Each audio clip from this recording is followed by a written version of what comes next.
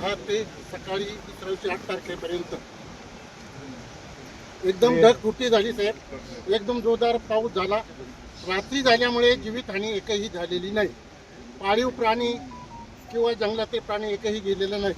परंतु ही परिस्थिती अशी झाली की आमची भाताची शेती पूर्ण आहे.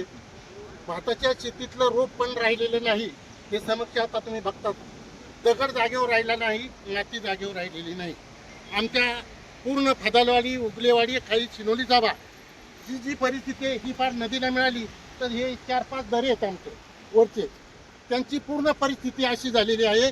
कोणाच्या विहिरी गेलेले आहेत आणि रोप एकही उंच राहिलेले नाही या ठिकाणी. म्हणजे जरी माझी शेती गेली असेल पण खालचा जो शेतकरी आहे त्याची नुकसान झालेली आहे. अशी आम्हाला माहिती आहे सगळं.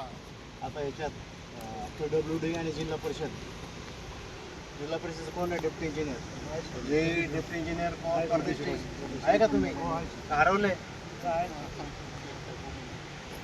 सगळे रस्ते बघून घ्या तुम्ही. पूल आणि रस्ते सगळे बघून घ्या. कुंभार तुमच्या KWDच्या कार्यक्षेत्रातले कुठले रस्ते बिस्ते काय असतील ते पाहून घ्या. तुम्ही जिल्हा परिषद शेती अधिकारी कुठे आहेत? हां, तर तहसीलदार आणि शेती अधिकारी तुम्ही हे सगळे पंचनामे करायचे. पंचनामे करताना फक्त पिकांचे नाही करायचे.